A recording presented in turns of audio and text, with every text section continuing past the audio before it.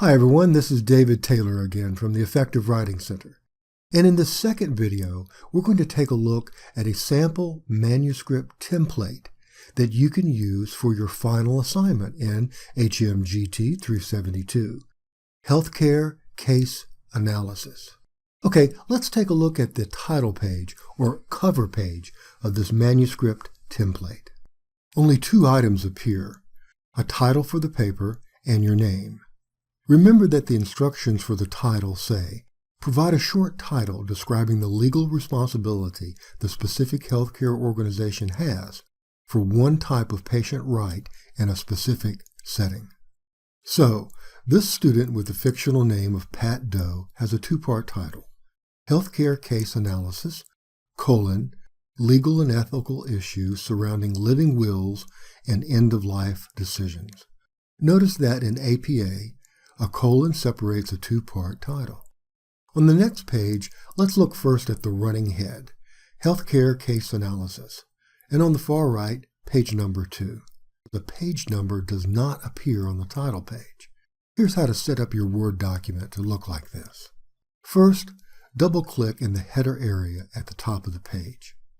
Once you see your cursor blinking in the header area, go to Insert, and under the Design tab, go to the Header drop-down menu. Then select Edit Header. Be sure there's a check mark in Different First Page. Now, type in your header on the second page of your healthcare case analysis. Then move your cursor to the far right side at the right margin using either the Tab key or spacebar. Once your cursor is on the far right side, click on Insert again, and this time on the Page Number drop-down menu. Select Current Position, Plain Number. Now, to exit the header area, double-click on the word header or anywhere in the body of the document. Now let's look at the body of the paper. The title, Healthcare Analysis, is repeated, but it should not be boldfaced because it's a title, not a subheading. Next, you see an introduction paragraph. You can use this introduction to recap the case scenario in your own words. In other words, the introduction provides the facts for the body of the paper to follow. Next is the first of 3 major sections. Remember to label each section exactly as you see it here, with the number 1 followed by the phrase 3 legal/ethical issues. And be sure to capitalize it exactly as you see it here. Then, simply number and list the 3 issues with no further commentary. The names for the issues you devise should be short, clear, and capitalized like titles. For instance, if the first issue was Living Wills, both living and wills would be capitalized. Next comes the second major body section. Again, remember to number and label this section exactly as you see here. The number 2, followed by the phrase discussion of legal/ethical issues, capitalized exactly as you see it. Follow that main heading with the subheading that is underlined, legal/ethical issue 1, hyphen, and then the name of the issue. Remember the 3 purposes of a discussion in this section. 1, to explain why it is either a legal or ethical issue. 2, to use the scenario's facts accurately. And 3, to define any key terms. Be sure to cite any source material. Let's say, for example, someone had written this. A living will is another term used to describe advance directives. It is a document that, quote, expresses a person's desires concerning medical treatment in the event of incapacity due to terminal illness or permanent unconsciousness. End quotes. Parenthesis, Brock and Mastroianni, comma, space, 2013, close parentheses, period. So, note that the technical term is defined. Also note that the definition was quoted from the Brock and Mastroianni source, which is cited using an APA-style in-text citation. An APA in-text citation always consists of the author or author's last names only, no initials, followed by a comma, and then the year of publication inside parentheses. Also note, the sentence period goes after the citation, indicating the citation belongs only to that sentence.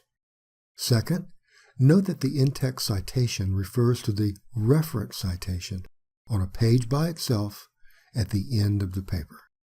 This is the full and correct reference citation for the Brock and Mastroianni source.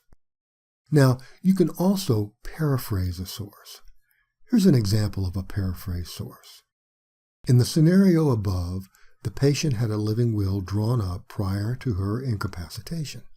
It states she did not want life support in the event of a permanent unconscious state or terminal illness.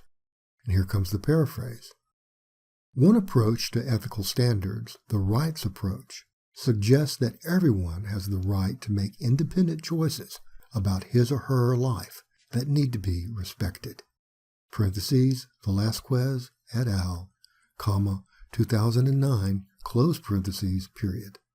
Let's note two things about this paraphrase. First, the facts of the case are put into different wording than you saw in the assignment directions. Also note that the use of a source which is paraphrased, not quoted, is still cited. So whenever you use a source, whether you quote from it or you paraphrase from it, there still must be an in-text citation. Next is legal/ethical issue 2, space, dash, space, and then your name of the legal ethical issue. It's handled in the same way. A full paragraph of discussion in which the student explains why it is either a legal or an ethical issue, and backs up this statement with the use of facts from the scenario and source material. Legal/ethical issue 3 continues this pattern, being sure to define key concepts and explain why it is an ethical or legal issue before filling out the discussion with source material, as we saw above. Now comes the third major body section. It must be numbered and labeled just as you see it here. 3. How I would handle each issue. Note that each word in this section header is capitalized, and same for the subheading that comes after it. Handling of legal/ethical issue 1, space, dash, then the name of the issue, which must be aligned, bold-faced, and underlined just as you see here. The discussion in this last body section challenges you to describe how you, as a healthcare professional, would handle each of the 3 issues and explain your choice with reference to the article, A Framework for Ethical Decision Making. Be sure to clearly state what action you would take and explain why. Here's an example of what you could do. The ethical philosophy behind my decision would be the rights approach. Every person has a right to dignity and the right to decide what to do with their lives, even if others disagree. Velasquez et al., 2009. I would also analyze the situation from the patient's point of view using the fairness approach by asking if my decision would be fair to the patient or go against her wishes. Velasquez et al. Because the patient has a valid, legally executed living will, I would act according to the patient's wishes. Now let's notice that Velasquez is cited twice in the same paragraph, but the date of publication is given only the first time. That is correct. When citing one source multiple times in the same paragraph, the date must be given only once. The handling of legal/ethical issue 2 and 3 should be given the same treatment in the body of this paper. Each section is clearly labeled with a subheading. The action taken is described. Then it is explained and justified with references to the 2 sources provided for this paper. After the body of the paper should come a brief conclusion to serve as a way of providing a satisfactory ending to the project. Then, on a new page, come the APA reference citations. Note that the reference citations are double-spaced throughout and use hanging indentation. Make sure you study this template and follow it exactly when you write your own version. Good luck, and thanks for watching.